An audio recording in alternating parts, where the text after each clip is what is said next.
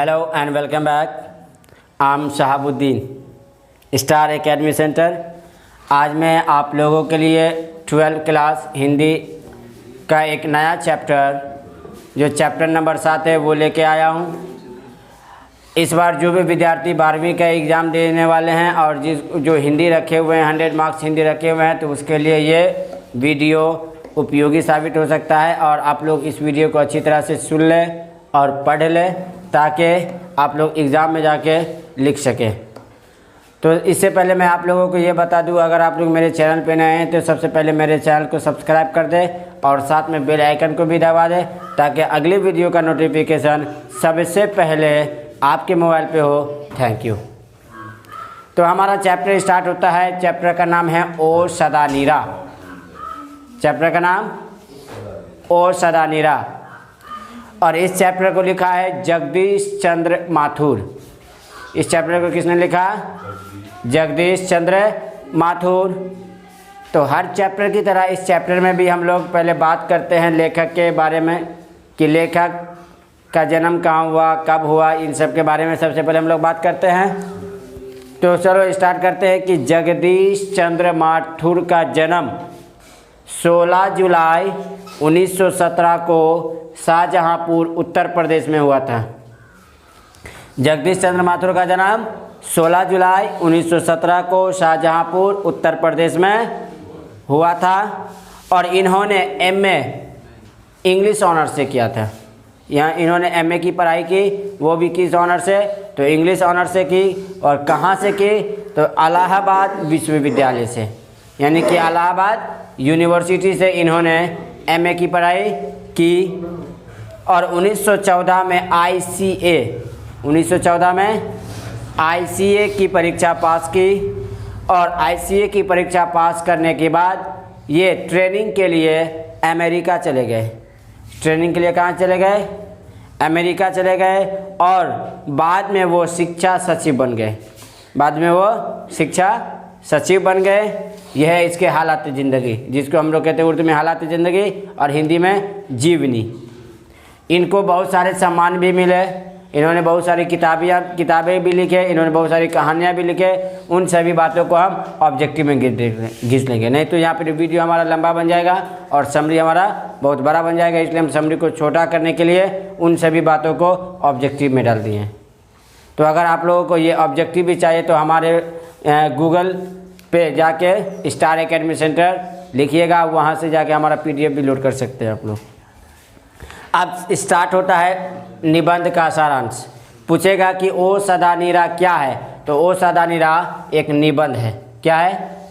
जिसको हम लोग इंग्लिश में कहते हैं एस्से और उर्दू में कहते हैं मजमून।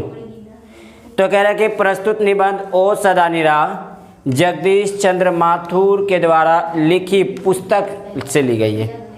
लिखी पुस्तक, तो पुस्तक का नाम क्या था? बोलते क्षण।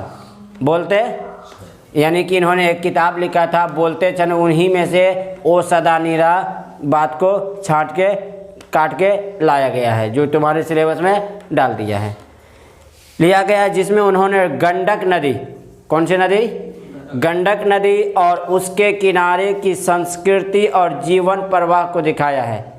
यानी कि गंडक नदी के किनारे की जो संस्कृति है, जो रीति रिवाज है और वहाँ पर जो लोग रहते हैं वो अपना जीवन यापन कैसे करते हैं, उस सभी के बारे में ओ सदा नीरा में बताई गई है। गंडक चंपारण में बहने वाली नदी है। गंडक नदी कहाँ बहती है? चंपारण में बहने वाली नदी है, जो अपना रास्ता बदल लिया करती है। क्योंकि गंडक नदी से बिहार के ज़्यादातर हिस्सों में बाढ़ आती है, वही नदी के रास्ते से ज़्यादातर बाढ़ बिहार के अंदर आती है। तो भगवान बुद्ध के समय में, किसके समय में? भगवान गौतम बुद्ध, जिसको हम लोग कहते हैं कि भगवान बुद्ध के समय में इस क्षेत्र में घना जंगल था। कहाँ? तो गंडक नदी के आसपास एक घना जंगल था, जिससे पानी पेड़ की जड़ों में रुका रहता था। लेकिन आज पेड़ से वहाँ उस इलाके से, यानी कि उस नदी के किनारे से पेड़ सबको काट दिया गया है। अब जब कभी भी बाढ़ आता है तो वो गंडक नदी उफान चढ़ता है और बिहार के कई इलाकों में वो अपना रास्ता बदल लेता है। जड़ों में रुका रहता है। बाढ़ आती थी, लेकिन पहले जो बाढ़ आती थी इतनी तबाही नहीं मचाती थी जितनी तबाही आज मचाती है, नहीं थी। एक बार गयासुद्दीन तुगलक ने हरि सिंह देव पर आक्रमण करने के लिए, क्या करने के लिए, अटैक करने के लिए जंगलों को काटा था। यानी कि गंडक नदी के किनारे में जो जंगल से हुआ करते थे तो उन जंगल को काटा गया, काट के उससे हथियार बनाए गए जिससे कि हरि सिंह के ऊपर अटैक हम लोग आराम से और आसानी से कर सके। तब से जंगल कटना शुरू हो गया। यानी कि जंगल कटना शुरू कब हुआ था, तो जंगल कटना शुरू हुआ था गयासुद्दीन तुगलक के दौर से ही। किसके दौर से, जो लगभग 1300 ईस्वी में ये काम शुरू हुआ था। गंडक प्राचीन और अतीत के बीच की कड़ी है। यानी कि गंडक नदी जो है वो बहुत ही पुरानी नदी है और पुराने समय से लेकर उस वहाँ पे जितने भी गौतम बुद्ध, महात्मा गांधी, पीटी नेहरू, जितने भी महान व्यक्ति थे उन सभी व्यक्तियों ने क्या किए, महात्माओं और संतों ने, संत किसको कहते हैं हम लोग, साधु को, इसके किनारे तपस्या की। इसके किनारे, गंडक नदी के किनारे इन लोगों ने कई सालों तक तपस्या की और तपस्या करने के बाद इसको ईश्वर की तरफ से इसे ज्ञान की भी प्राप्ति गंडक नदी के किनारे में हुई थी। लेकिन गंडक कभी घातक नहीं बन सकी। उस समय के उस सब के दौर में गंडक नदी कभी घातक यानी कि खतरनाक नहीं बन सकी। वो उन लोगों को कुछ नहीं बिगाड़ सके थे, क्योंकि उस समय घना जंगल हुआ करता था।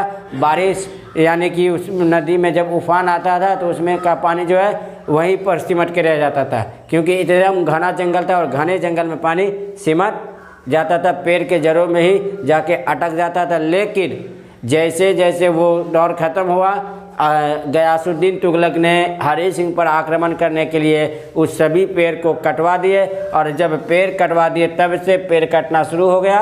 और जब गंडक नदी में उफान आती है तो वो पानी रुकती नहीं है, वो अपना रास्ता बदल के या तो मधुबनी, सीवान, छपरा, इधर इस एरिया सब में ये अपने पानी को क्या करते हैं, बहा देते हैं और वहाँ तबाही मचाते हैं, जिसके कारण इसके किनारे पर तीर्थ स्थल भी अस्थायी नहीं रह सके। तीर्थ स्थल जो था जहाँ पर हिंदू लोग प्रार्थना किया करते थे, पूजा करते थे, लेकिन अब वो चीज़ बचा नहीं। बाढ़ अपने पानी के साथ उसको क्या कर दिया, बहा के ले गया, भी अस्थायी नहीं रह सके। गंडक ने कोई याददाश्त छोड़ी ही नहीं। अगर आप लोगों को ये वीडियो अच्छा लगा हो तो कृपया लाइक कर दें और साथ ही साथ अपने दोस्तों में शेयर कर दें। Thank you so much watching this video.